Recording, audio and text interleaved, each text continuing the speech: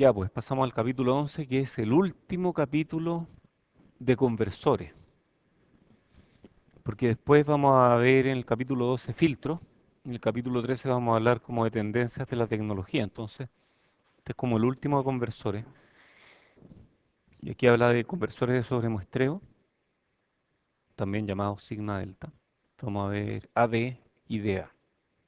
Primero vamos a ver AD y al final vamos a ver DA. Entonces, eso, primero AD, después vamos a ver filtros de decimación y después DA. ¿Alguien tomó el curso de procesamiento digital de señales? ¿Nadie lo ha tomado? Ah, entonces yo puedo hablar cualquier lecera aquí y ustedes me van a creer. Ya, eso es malo. Mm, Podría ser bueno, pero es malo. Sobre todo en esta parte de aquí requiere entender algo más de lo que se ve en señales en cuanto a filtros eh, digitales. Me van a hacer estudiar entonces, no les voy a poder preguntar a ustedes. Ya, pues recordemos, tenemos entrada analógica, siempre tenemos el filtro antialias. Cada vez que hay muestreo tenemos que hacer antialias y luego tenemos cuantización. Teorema del muestreo obliga a que dos veces la frecuencia de entrada máxima sea menor que Fs. Si no ocurre, vamos a tener alias. Entonces hay un tema ahí con el filtro anti-alias. Tenemos que hacer un filtro que nos permita respetar el teorema del muestreo. Entonces, una razón para muestrear más rápido, para hacer Fs más grande, es que podríamos usar un filtro anti-alias más fácil. O más fácil digo que en vez de caer así, caiga así. Entonces es un filtro más simple, un filtro de menos orden, un filtro más sencillo. Esa es una razón, pero es una razón bruta. Vamos a ver después unas razones mucho más potentes.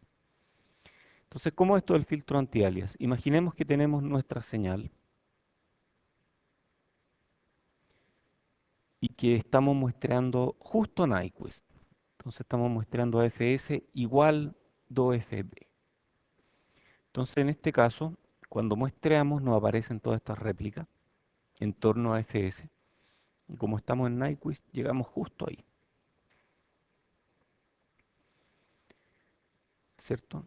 Entonces, el filtro que nosotros debimos haber usado tiene que haber llegado hasta aquí. Que estamos pasando primero por un filtro y luego muestreando. Entonces, debimos haber filtrado ahí para tener nuestras señales de esta forma. En este otro caso, si es que sobremuestreamos, tenemos mucha más holgura sobre el filtro anti-alias, porque tenemos mucho más espacio en frecuencias para atenuar las señales. Uno puede decir, bueno, en realidad tal vez yo no necesito filtro anti-alias, porque yo soy mejor que eso. Y mis señales ya van a estar limitadas en frecuencia. Entonces yo no voy a usar filtro anti-alias. No, eso está mal. Cada vez que hay muestreo hay que usar filtro anti-alias. A veces no es explícito, pero siempre hay que usar un filtro anti-alias.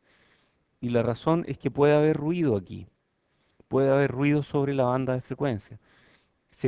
Sobre la banda de frecuencias de interés. Entonces, si aquí hay ruido, ese ruido va a aparecer después de que uno muestrea acá. Eh, y en este caso, bueno, tenemos un filtro anti-alias que eventualmente puede eliminar ese ruido. Ok, pero entonces una consecuencia, que es la que sale aquí, para mostrar más rápido, es que el filtro anti-alias es más sencillo. Como dije antes, en vez de filtrar hasta ahí, yo puedo filtrar hasta mucho, mucho más arriba. Hablemos entonces del ruido de cuantización. Nosotros sabemos, esto lo vimos muchas láminas atrás, que el ruido de cuantización distribuye más o menos uniformemente entre 0 y Fs medio, y la frecuencia de Nyquist.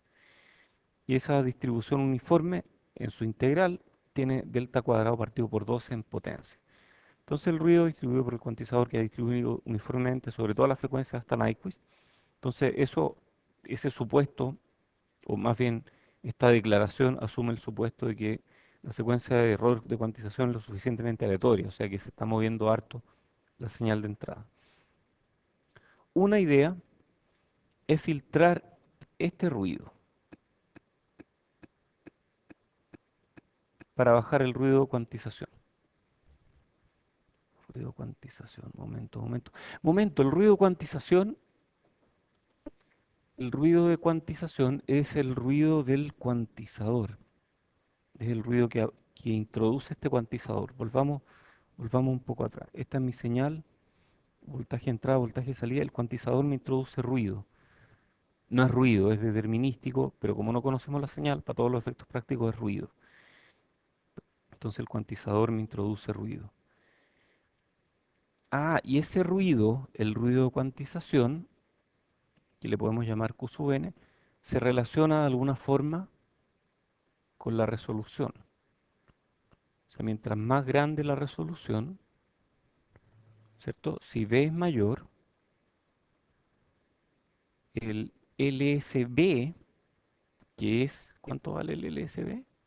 FSR partido por 2 a la B es menor. Y si el LSB es menor, y eso es delta, entonces delta cuadrado partido por 12 es menor. Por lo tanto, cuando B crece, delta cuadrado partido por 12 decrece. Entonces, tal vez esto funciona al revés también. Tal vez si logramos decrecer el delta cuadrado partido por 12 de alguna forma, podemos llegar a una resolución mayor. A ver, veamos qué pasa. Entonces, una idea podría ser, por ejemplo, si mis señales llegan hasta FB y yo tengo un muestreo a una tasa mayor que la de Nyquist, ¿cierto? O sea, en este caso estoy muestrando a más de 2FB, entonces tengo aquí holgura para eliminar ese ruido. Yo podría eliminar este ruido. Entonces el ruido introducido por el cuantizador queda distribuido en todas las frecuencias entre 0 y Nyquist, pero yo podría eliminar lo que está por sobre de la banda de interés, si es que estoy sobremuestreando. Entonces esa es la idea. Vamos a ver de qué se trata esa idea. Entonces, hagamos un filtro digital para el ruido. Tenemos nuestra entrada analógica, esto en diagrama de bloque, el filtro antialias que nunca lo podemos olvidar cada vez que muestremos, nunca. Siempre estar consciente de que algo tiene que limitar la frecuencia. Después tenemos nuestro cuantizador y ese cuantizador nos deja nuestro ruido distribuido entre 0 y fs medio. Y nosotros aquí podríamos aplicar un filtro digital pasa abajo, que no nos cuesta mucho hacer. Con ese filtro dejamos pasar hasta f sub b y eliminamos todo este ruido de cuantización. O sea, lo que estamos haciendo aquí es, de alguna forma, eliminamos este ruido de cuantización o lo disminuimos. Y si disminuimos este ruido de cuantización, tal vez estamos subiendo la resolución. A ver, tratemos de recordar un poco cómo hacer un filtro digital. ¿Alguien tiene alguna idea? ¿Alguien ha implementado alguna vez un filtro digital? ¿Qué hace un filtro digital? ¿Cómo haríamos un filtro pasa abajo digital? Por ejemplo, yo tengo una secuencia de números y quiero obtener el nivel de C. ¿Cómo lo hago? Un promedio móvil. Esa es una buena forma. Entonces un promedio móvil lo que está haciendo es tomar varias muestras, hola, y está tomando varias muestras hacia atrás y las promedia. Entonces la muestra siguiente es el promedio de varias muestras hacia atrás. ¿Qué pasa si, por ejemplo, yo hago otra cosa? Es una idea. ¿Qué pasa si yo tengo varias muestras y saco una muestra a partir de m muestras? ¿Cómo? Promediándola. Entonces lo que estoy haciendo ahí es una especie de pasabajo, porque tengo m muestras con altas y bajas frecuencias, y a partir de esa m muestra, si yo las promedio, parecido al promedio móvil, pero sin hacer un promedio móvil, Yo de ahí puedo sacar de m muestras, puedo sacar una muestra que tenga una componente más pasa abajo respecto a lo que era antes. Entonces, como que voy a estar eliminando el ruido. O sea, si lo pensamos de una forma muy intuitiva, si tenemos una señal que es ruidosa y sacamos el promedio de esto, eliminamos ese ruido. Y eso es más o menos equivalente a eliminar este ruido. A ver, pero ¿cómo sería eso? A ver, en la práctica, imaginemos que tenemos una señal de C, le vamos a meter a nuestro conversor una señal de C aquí. Esa va a ser mi señal analógica. Paso por un antialias y tengo una señal de C, digamos que es perfecto, que es de C. Y luego muestreo y cuantizo. Pero igual hay algo de ruido y el cuantizador me va a dar, por ejemplo, a veces un 101 y otras veces me va a dar un 110 y otras veces me va a dar un 100. Me va a dar entre esos tres números. Y si yo hago un histograma, voy a tener el 4, 5 y 6, 4, 5 y 6, hago un histograma, voy a tener algo así más o menos, por ejemplo. Y yo podría, si ustedes miran esto, este histograma de la salida, es una salida cuantizada. Ustedes podrían decirme, al mirar ese histograma, ¿a qué se parece más la salida? ¿A qué número? Ya, se parece más a 5, pero ¿se parece más a 5 o un poquito más de 5 o un poquito menos de 5? Un poco más, ¿cierto? O sea, todos tienen en sus cabezas un fiteo gaussiano que les dice, mira, la media en realidad está por aquí. Entonces, todos pudieron extraer más información porque pudieron discernir más allá de un bit de resolución. O sea, mi resolución aquí era un LSD 4, 5, 6, pero ustedes me dijeron en realidad está un poco más arriba, porque el 6 está más arriba que el 4. Entonces parece que la señal de entrada es más parecida al 5, pero está corrida hacia el 6 y no hacia el 4. Entonces, como que saqué más información al haber promediado un montón de datos. Súper simple lo que acabo de decir, pero veámoslo por este otro camino. Lo que hice fue, al filtrar, al hacer un promedio de todos estos datos, de todas estas muestras, reduje el delta cuadrado partido por 12, porque eliminé el delta cuadrado partido por 12 que está sobre FB. Y eso, en la práctica, resulta en que subí la resolución, porque si bien mi resolución me llegaba hasta un entero entre 4 y 5, yo con un fiteo gaussiano, perdón por el anglicismo, puedo decir que un poquito más que 5, incluso podría determinar ese valor, simplemente promediando esto. Entonces, uno, uno puede sacar más información si muestrea más veces. O sea, si yo muestreo y promedio, el promedio no me va a dar exactamente 5 en este caso, me va a dar algo más corrido para el 6.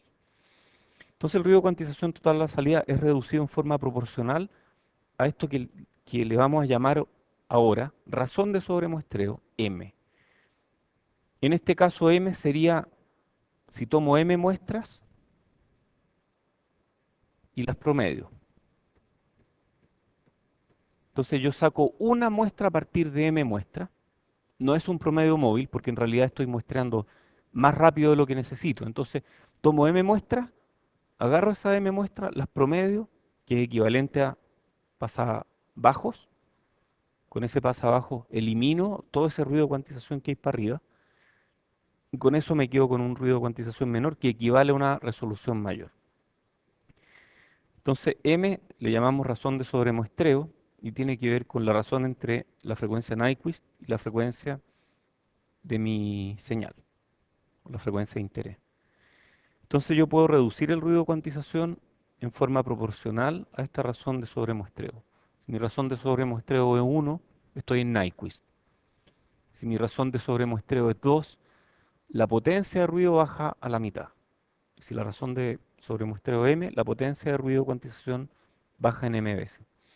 Entonces un aumento de m en 2 por implica una reducción de la potencia de ruido de cuantización en 2. Y potencia 2 es 3 decibeles. y por lo tanto un aumento de medio bit de resolución, porque 3 decibeles es medio bit, o sea, es medio bit por octava. Por cada octava que yo aumento la frecuencia, ¿cuánto era una octava? ¿Era 8 por? ¿Cuánto era? Ya, pues este es fácil. Ya, 2 por. Por cada vez que yo aumento 2 por mi frecuencia de muestreo, bajo la potencia de ruido a la mitad y gano medio bit de resolución. ¿Cuán útil es esto? ¿Todos están de acuerdo conmigo hasta aquí? ¿Alguien tiene dudas? Porque hemos ido tranquilos, o sea, dijimos aquí ruido de cuantización. Si yo tomo m muestra y de m muestra saco una muestra, elimino una parte de ese ruido de cuantización, porque estoy promediando muestras. Si no me creen, bueno, consideren esto, hay muestras aleatorias y yo puedo reducir la desviación estándar de estas muestras, si es que no están suficientemente correlacionadas, simplemente promediándolas. Y cuando las promedio, es la potencia la que se suma en cuadratura, por lo tanto, la potencia de ruido disminuye en la razón de sobremuestreo. Entonces, con eso aumento la resolución en la práctica. La aumento a razón de medio bit por cada 2 veces extra en tasa de muestreo. ¿Cuán útil puede ser esto? Entonces vamos a hacer un chequeo de sanidad. Queremos una DC de 16 bits a una frecuencia de la señal de 1 mega. Entonces vamos a usar una DC de 8 bits. Vamos a muestrear a 8 bits, lo cual nos va a dar ruido de cuantización. Pero si hacemos esta idea de promediar muchas veces esos 8 bits de salida, m veces esos 8 bits de salida, tal vez podemos sacar resolución suficiente. O sea, si por ejemplo un número me da 4 y otro número me da 5, y los promedios, el promedio es 4,5, y ya saqué un poco más de resolución, porque ahora tengo pasos de resolución de 0,5. Y si hago lo mismo muchas veces, tal vez puedo sacar 8 bits más a partir de un conversor de 8 bits y llegar a 16 bits. Entonces, hacemos el ejercicio, frecuencia de muestreo tiene que ser mayor o igual que 2 FB por M. Esta es mi razón de sobremuestreo. 2 FB por 1 mega eh, por 2 a la 16. No, aquí hay algo extraño. Eso debería ser, ¿qué debería ser esto?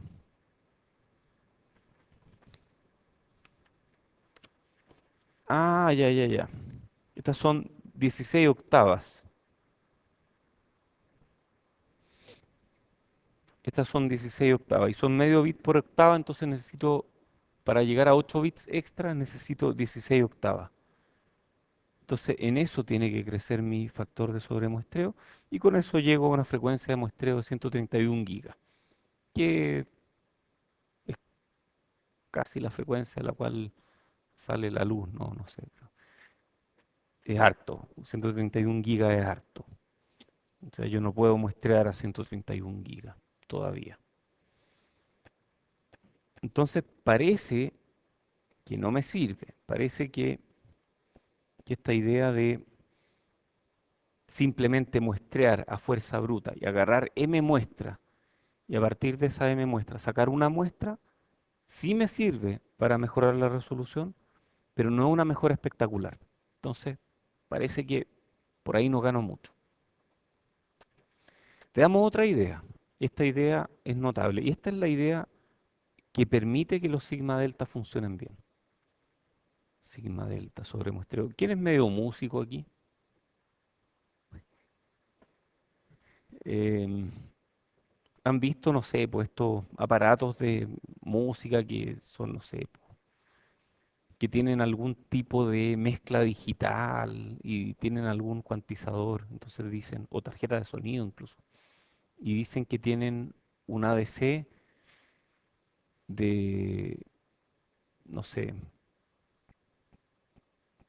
cuántos bits usan estas cuestiones, 16 bits o algo así, que muestran a 44 kilohertz o 44,1 kilos y que tienen una razón de sobremuestreo de no sé cuánto. ¿Han visto eso, no? Que dicen que sobremuestrean. Y no, que el sobremuestreo es mejor. Sí, es mejor. Ciertamente es mejor. Y en audio podemos hacerlo. Entonces lo que hacen esas cuestiones es realmente muestrar a mucho menor resolución que 16 bits. Y gracias al sobremuestreo llegan a los 16 bits.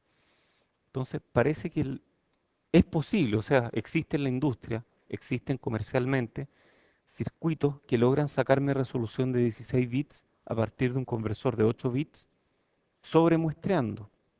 Ya, ok, no vamos a llegar a un mega, o tal vez sí, pero parece que esta idea de simplemente eliminar este ruido que está aquí arriba para aumentar la resolución no es lo suficientemente buena. Esa es la conclusión de aquí. Entonces, lo que vamos a hacer ahora es aplicar otra idea, que esto es previo a sigma delta, pero esta es la idea que permite que el sigma delta funcione. Supongamos que este es mi ruido, ese es mi ruido de cuantización, esto está en frecuencia, mi ruido de cuantización está distribuido uniformemente, su área es delta cuadrado partido por 12, y delta cuadrado partido por 12 me da mi resolución. Y mi señal está aquí. Entonces yo podría filtrar mi señal y eliminar todo este ruido. Eliminar, por ejemplo, todo ese ruido y quedarme solo con esta parte del ruido. Esa es una idea. Pero hay otra idea más que vamos a ver durante esta clase que tiene que ver con un conformador de ruido o noise shaping. Si uno hace sigma delta, que es un proceso que vamos a aprender, podemos hacer que el ruido de cuantización, en vez de quedar distribuido uniformemente, quede distribuido con una forma distinta en frecuencia, concentrado en la alta frecuencia y con una poca contribución en baja frecuencia. Hay formas de hacer eso y las vamos a aprender en esta clase. Entonces, si logramos hacer esto y aplicamos el mismo filtro que antes, lo que tenemos finalmente de ruido es mucho menos de lo que tendríamos originalmente si aplicamos esta fuerza bruta de simplemente aumentar la tasa de muestreo.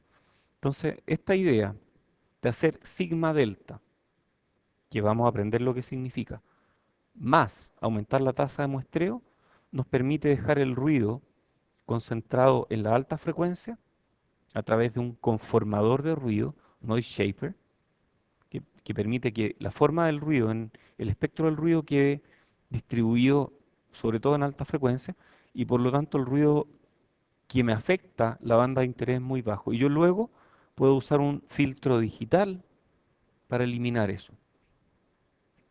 Muy bien. ¿Cómo se hace esto de sigma delta? La clave es realimentación. Se los voy a decir en dos palabras o en pocas palabras muy simples antes de mirarlo más en detalle. La idea es que las señales y el ruido pasen por funciones de transferencia distintas. La idea es que de alguna forma, mediante realimentación, la señal pase entera, en cambio el ruido quede filtrado de una forma rara, amplificado a alta frecuencia, pero reducido a baja frecuencia. Eso es lo que vamos a hacer en sigma delta. Ese es el concepto de sigma delta. Entonces, esta es lo que vamos a llamar conformación de ruido o noise shaping mediante realimentación. Este es el diagrama de bloque. Nosotros tenemos la entrada de Z. A ver, momento. Esto es una entrada de Z. Entonces, ¿es digital? ¿Ah? Si dice Z, ¿significa que es digital o no?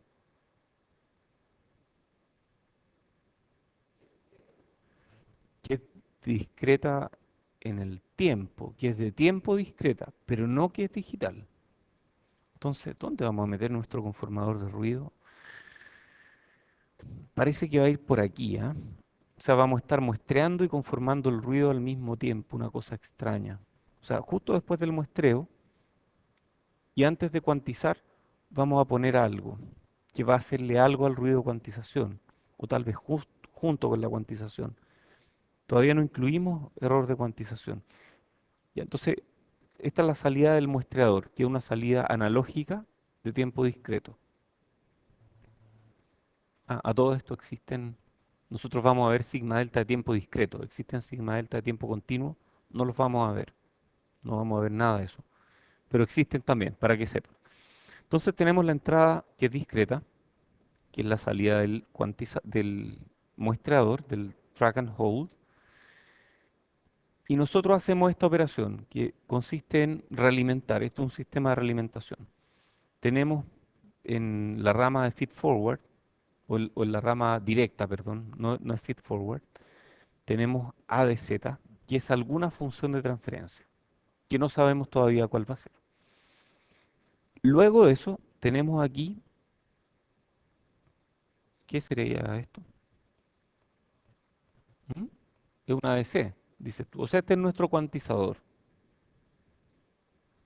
que matemáticamente introduce ruido de cuantización. Entonces, este es el ruido de cuantización. El ruido de cuantización le vamos a llamar E, a nuestra señal le vamos a llamar X. Luego realimentamos. Oh, yo dije algo. Realimentación. ¿Qué piensan ustedes cuando yo digo estabilidad? Hay un tema de estabilidad. ¿Podría haber inestabilidad aquí porque estamos realimentando? Sí, podría haberlo. No lo vamos a ver todavía. Más adelante vamos a hablar de la estabilidad. Pero al tiro, cuando uno ve realimentación, al tiro tiene que preocuparse de la estabilidad. Entonces estamos cuantizando y ahí tenemos nuestra salida, pero parte de la cuantización, de la señal cuantizada, pasa por un DAC. Y un DAC para este diagrama de bloque, que es simplemente un cable, y eso se lo restamos a la señal de entrada.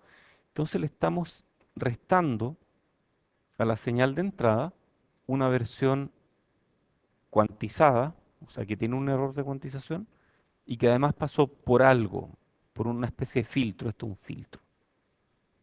No sabemos todavía qué filtro vamos a hacer. Entonces, I de Z, que es la salida, es E de Z multiplicada, perdón, E de Z más lo que sale de aquí, que es A de Z por X menos A de Z por la salida. ¿Cierto? Esto simplemente es realimentación. Entonces I de Z es E de Z multiplicada por uno partido por uno más A de Z. Esto es llevando I al otro lado, dividiendo por uno más A, etcétera. Nos resulta en esto, que E de Z queda multiplicada por uno partido por uno más A y X de Z queda multiplicada por A partido por uno más A. A esta parte le vamos a llamar NTF, Noise Transfer Function, que es la función de transferencia para el ruido. ¿Para qué ruido? Para el ruido de cuantización. Para el ruido que entra aquí. No es para cualquier ruido, es para el ruido de cuantización. Y este otro, STF o Signal Transfer Function, este está mal. Esto debería ser eso, ¿cierto? Signal Transfer Function, que es esta que está acá, le llamamos HX de Z. Pregunta, ¿cuánto tiene que valer el NTF idealmente? Idealmente queremos que sea cero. ¿Cuánto tiene que valer el STF? Idealmente uno. Al mirar esto, ¿cuánto debería valer A? ¿Ah? Ser muy grande, ¿cierto? Ser muy grande, si A es muy grande, el HE va a ser muy pequeño y el HX va a ser uno. Entonces, si yo puedo hacer que A sea muy grande, puedo lograrlo. Pero A tiene que ser grande en todas las frecuencias o en algunas nomás. Tal vez puedo hacer que A sea grande en mis frecuencias de interés, en las frecuencias bajas. ¿Y cuáles son las frecuencias? ¿Qué es algo que es grande en frecuencias bajas y no tan grande en frecuencias más altas? Ah, como un pasabajo, ¿cierto? Como un pasabajo. En la práctica, A es un integrador, porque un integrador tiene ganancia infinita a baja frecuencia. Entonces, el mejor caso, mejor que un pasabajo incluso, es un integrador, porque el integrador a baja frecuencia, que es donde me interesan mis señales, tiene ganancia infinita. Entonces, a baja frecuencia todo esto se hace uno y todo esto se hace cero. Esa es la idea. Entonces, nuevamente, esto está mal de nuevo. Esa es la STF. Queremos que la función de transferencia de la señal sea 1 en la banda de frecuencia de la señal, y o sea, baja frecuencia, y queremos que la función de transferencia del ruido sea pequeña en la banda de frecuencia de la señal. Entonces hacemos que A de Z sea mucho mayor que 1 en baja frecuencia, y eso logra que NTF sea menor que 1 y STF sea como 1. Y eso se logra con un integrador. ¿Cómo hacemos un integrador en tiempo discreto? Esto es en tiempo discreto, pero analógico. Todavía estamos en el dominio analógico. Recuerden que viene nuestra entrada y aquí recién hicimos la parte de la cuantización, pero todo esto, esta resta de un valor de entrada de una muestra y de una muestra cuantizada y pasada por un filtro, es analógica. Todo esto es analógico, de tiempo discreto, pero analógico. ¿Cómo hacemos un integrador de tiempo discreto? Entonces la idea es que la salida sea la entrada anterior más la salida anterior. Entonces podemos hacerla con este diagrama de bloque. Y si aplicamos transformada Z a eso, nos queda lo siguiente. Esta sería la función de transferencia del integrador. V de Z sobre U de Z es 1 partido por Z menos 1. Esa es la función de transferencia de un integrador, donde Z es e a la j omega t. Entonces esto tiene ganancia infinita en DC, y eso ocurre para omega 0. Omega 0 equivale en en, en el plano Z a Z igual 1. Si hacemos Z igual 1, esto tiene ganancia infinita en DC. ¿Me creen o no? ¿Sí? ¿Suena como plausible? Si ustedes estuvieran viendo esto por primera vez, lo están viendo por primera vez, ¿le creen que esto va a llegar a alguna parte o no? Parece que sí. Ya, pues entonces, esto es un modulador delta sigma o sigma delta, le llaman de las dos formas, el orden da lo mismo, de primer orden. ¿Qué significa de primer orden? Que el integrador es de primer orden. O sea, vamos a integrar una pura vez. Entonces tenemos x, aquí tenemos la parte delta, delta porque toma una diferencia, sigma, tenemos el sigma que lo que hace es sumar varias veces, y sigma es simplemente un integrador. Pero un integrador de tiempo discreto, entonces como que va sumando pasos, entonces es un sigma. Entonces, si reemplazamos la función de transferencia, esta era A de Z, nuestro filtro, en lo que habíamos obtenido antes, llegamos a que la NTF, si es que hacemos el cálculo, la NTF es 1 menos Z a la menos 1 y la STF es Z a la menos 1. ¿Qué es Z a la menos 1? Es un retardo. O sea, idealmente no me va a cambiar las señales de baja frecuencia, solamente me las va a retardar en algún periodo. Y la NTF, en cambio, es 1 menos Z a la menos 1. ¿Qué será esto? ¿Qué es 1 menos Z a la menos 1? A la señal le resto el valor anterior, ¿eso es? O sea, si yo tengo una señal de C, si a una señal le resto la señal en el tiempo anterior, ¿cuánto me da? O sea, el de C me lo elimina. Y si la señal va cambiando mucho, una señal menos la señal en el tiempo anterior es grande. Entonces es como un pasalto. Esto es un pasalto. En el fondo es un pasalto para el ruido y es un retardo para la señal. Ahí tenemos nuestra función de transferencia diferente. Entonces la salida es igual a la entrada con retardo y con ruido de cuantización filtrado por un pasalto. Analicemos la función de transferencia de ruido, la NTF, en el dominio de la frecuencia. O sea, vamos a mirar cómo es esta en el dominio de la frecuencia. Ya dijimos que es un pasalto, pero los pasaltos discretos no son 20 decibeles por década y planos allá, sino que se parecen a otra cosa. Entonces vamos a ver a qué se parece. H de Z1 menos Z a la menos 1. Aquí reemplazamos Z igual E a la J omega T, usando esto. y lo llevamos a j omega entonces. H de j omega es 1 menos e a la menos j omega t. Claro, eso mismo. Y hacemos ¿cómo es esto? ¿Cómo se llama esta cosa aquí? Tiene un nombre esa operación, ¿no? ¿No? Aplicando... Tiene un nombre, ya ni me acuerdo cómo se llama. Pero bueno, esto aprovecha a Euler también, ¿cierto? Porque esto es coseno más j seno menos coseno. ¿Ah? No, no, no.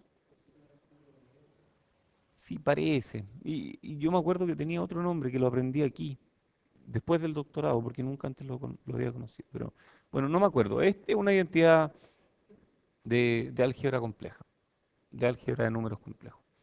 Entonces, llegamos a esto que está aquí, más j seno de omega t. Sí, porque esto se va.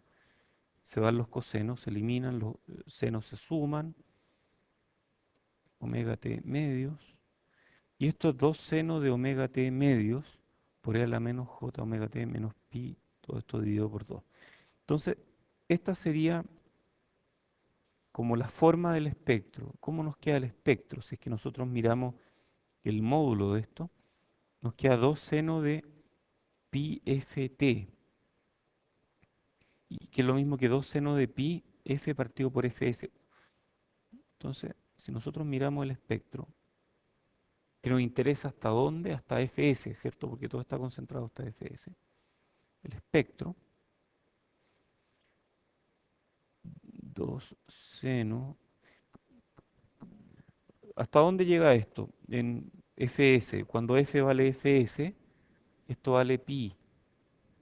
Cuando f vale fs medio, esto vale pi medio. El seno de pi medio es como 1. Esto es 2 veces el seno de pi medio, entonces llega hasta 2. Entonces esto es una sinusoidal, pero que en realidad la parte de la sinusoidal que nos interesa es hasta ahí. Eso es eso. O sea, esta curva rara, que no sabemos lo que es, en realidad es una sinusoide en frecuencia, en el espectro, pero que si nosotros la miramos entre 0 y fs medio, se ve como un pasalto. Muy bien. Entonces, ese va a ser nuestro espectro. Eso se llama conformación de primer orden del ruido. También le llamo conformación del ruido de primer orden, pero es que ahí puede ser un poco raro porque el ruido no es de primer orden. Entonces, conformación del ruido de primer orden, ¿dónde pongo el paréntesis? ¿En conformación de ruido o en ruido de primer orden? Es como raro, entonces preferí ponerle aquí conformación de primer orden del ruido, aunque normalmente voy a referirme a esto como conformación del ruido de primer orden. Ruido de cuantización atenuado en frecuencias bajas y amplificado hasta 2 por en frecuencia alta. Veamos cómo es el ruido de cuantización en la banda, o sea, veamos cómo nos queda el ruido de cuantización integrado hasta aquí. Queremos medir ese ruido, queremos calcular. Entonces, para calcular eso, agarramos este seno y lo integramos entre 0 y FB. Eso es lo que hay que hacer, ¿cierto? Ah, pero queremos integrar la potencia de ruido. Entonces lo integramos al cuadrado, parece, ¿o no? Sí, sí, porque es potencia. Entonces, si tuviéramos un filtro pasabajo digital ideal que me cortara aquí, ¿cómo sería la SQNR en función de la tasa de sobremuestreo? Entonces vamos a integrar el espectro del ruido de cuantización conformado hasta una frecuencia de FB y luego vamos a comparar con las señales en escala completa.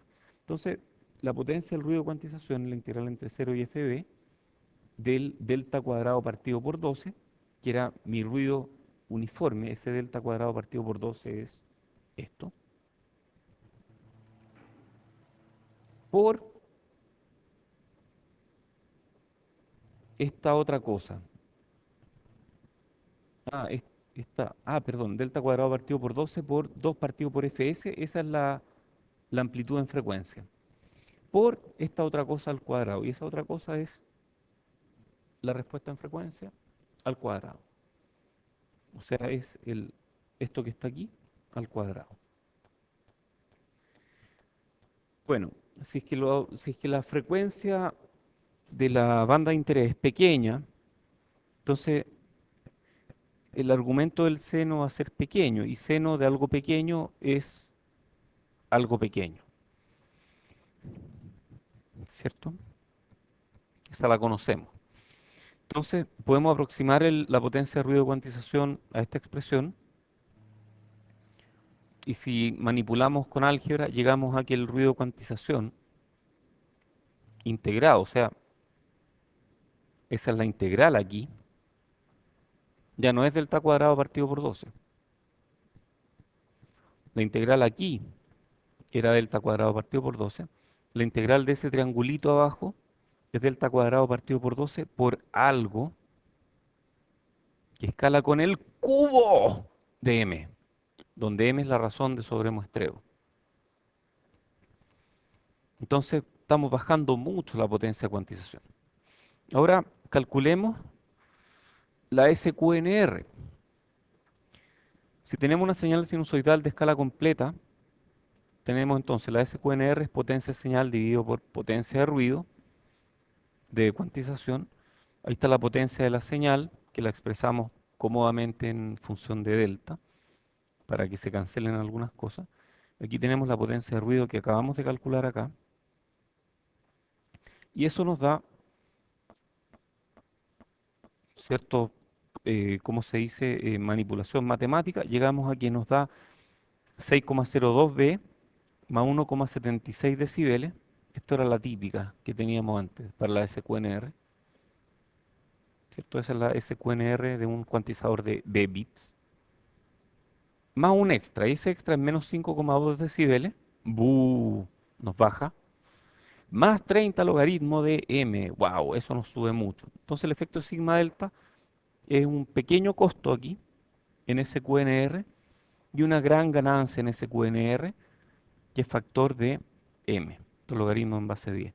Entonces cada aumento de 2 por en m produce 8 por en la mejora de la SQNR, que equivale a 9 decibeles o 1,5 bits por cada octava de sobremuestreo, que es harto mejor que el medio bit por octava que estábamos obteniendo sin usar sigma delta. Entonces al aplicar sigma delta, y esto es pura matemática, no hemos visto ni un circuito, esto es pura matemática, logramos mover el ruido de cuantización a alta frecuencia y por lo tanto después de filtrarla nos quedamos con mucho menos ruido de cuantización. Como es mucho menos ruido de cuantización, equivale a una resolución mucho mayor. Notable, igual es como choro, ¿no? Que con matemática uno puede eliminar ruido inteligentemente, porque cualquiera puede filtrar, cualquiera puede agarrar algo, promediarlo y eliminar el ruido. Pero si esto es un proceso y yo puedo aplicar este esquema de sigma delta, yo puedo eliminar el ruido inteligentemente, moviendo el ruido de cuantización a frecuencia alta. Esto tiene un montón de supuestos, que el ruido de cuantización originalmente tenía una distribución uniforme y que, bueno, estoy mostrando mucha mayor frecuencia de la que necesito mostrar. Pero gracias a eso puedo tener mucha mayor resolución. O sea, vamos al límite, uno podría tener un cuantizador de un bit y mediante sobremuestreo hacer un cuantizador de muchos bits. Eso es divertido en los sigma delta, porque en los flash sabemos que el flash, que el tamaño del flash crece exponencialmente con la resolución. Y en un ADC SAR pasa lo mismo, no exponencialmente, pero crece harto con la resolución. Y en un ADC de pipeline también tenemos más etapas, pero, en un ADC sigma delta parece que la resolución depende de la tasa de sobremuestreo. O sea, si yo sobremuestreo más veces, eh, en un mayor, en una mayor razón de sobremuestreo, con el mismo conversor, yo puedo llegar a una tasa, a una resolución mucho mayor. Eso es algo que es raro, es nuevo hasta el momento, es algo nuevo. Yo me acuerdo que tenía una compañera en el doctorado y ella estaba diseñando un sigma delta. Yo le pregunté, ¿de qué resolución es tu sigma delta en bits? No tengo idea, me dijo. Tal vez eso es una mala respuesta. Al menos debe haberme dicho, mira, para esta tasa de muestreo, la SQNR que voy a obtener es tal, por lo tanto mi resolución es tal otra. Esa es una buena respuesta.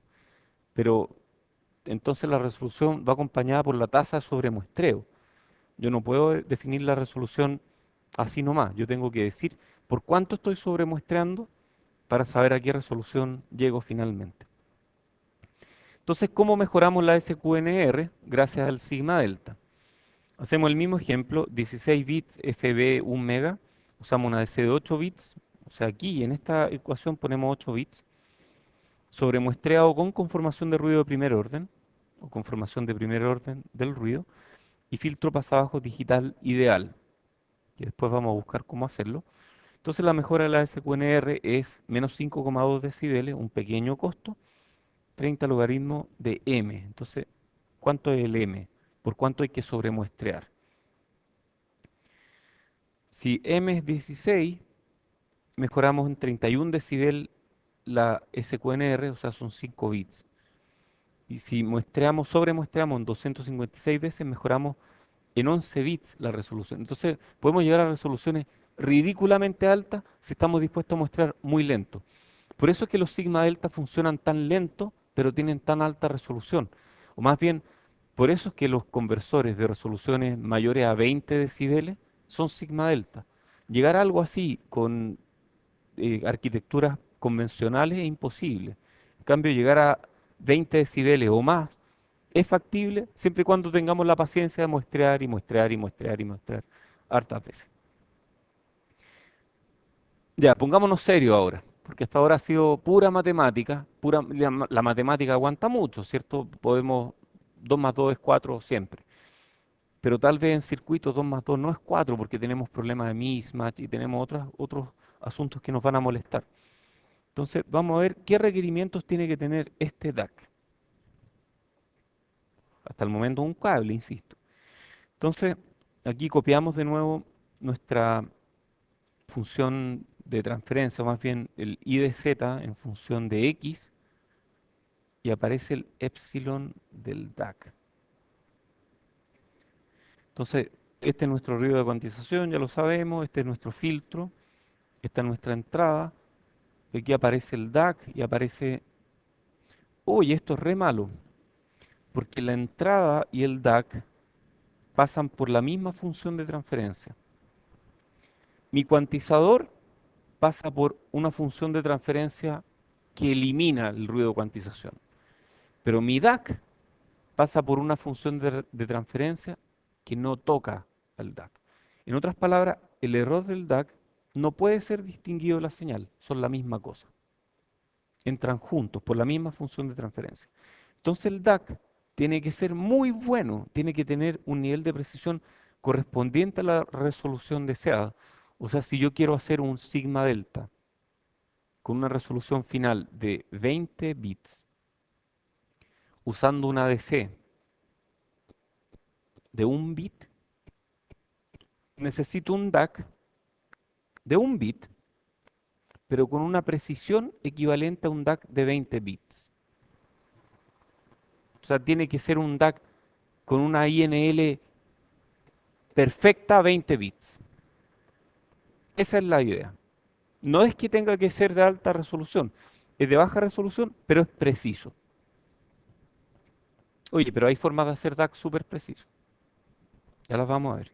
Entonces, en el ejemplo anterior, esto implica que necesitamos un DAC de 8 bits, cuyos niveles de salida tienen una precisión de 16 bits. Soluciones. Calibración o recortado, trimming, que es medir los niveles del DAC durante una prueba al encender el circuito y luego aplicamos alguna corrección, alguna calibración. Puede ser trimming también al momento de fabricar el chip. Uno fabrica el chip, luego se miden, por ejemplo, los elementos de un arreglo del DAC y esos elementos se calibran con un láser y se les dispara hasta que quedan igualitos. Algoritmos dinámicos de emparejamiento de elementos. Dynamic Element Matching. Esto lo vimos hace tiempo, al principio del semestre, cuando hablamos de DAX, hablamos de DEM. Probablemente se acuerdan poco porque está como en una o dos láminas. Y el que propone esto es un señor que se llama Galton, que es el advisor de Enrique Álvarez en el doctorado. Entonces, ideas, por ejemplo, mezclar los elementos unitarios del DAC, mezclarlos dinámicamente, o sea, no dejarlos fijos, sino que en un rato este elemento está aquí, en otro rato este elemento corresponde a otra parte del DAC, para obtener niveles de salida promedio lo suficientemente precisos. Podemos hacer mezcla dependiente o mezcla independiente, aquí está Galton. Los algoritmos de mezcla dependiente pueden empujar la mayor parte del ruido del DAC fuera de la banda de la señal. Todas esas soluciones. Y la solución, yo diría que más estándar, es usar un DAC de un bit. ¿Por qué usar un DAC de un bit? Porque un DAC de un bit, nunca, no hay forma de hacer un DAC de un bit que sea no lineal. Porque, oye, en serio, tenemos 0, tenemos 1, siempre puedo tirar una recta. Ya, puede tener error de ganancia, puede tener error de offset, pero siempre va a ser lineal. Un DAC de un bit es lineal. Entonces esa es la solución, usar un DAC de un bit. Es ridículo, suena ridículo, pero es la verdad. Entonces, yo diría que esto los vamos a mirar después. Dejémoslo aquí. Ya es tarde, así que dejémoslo aquí.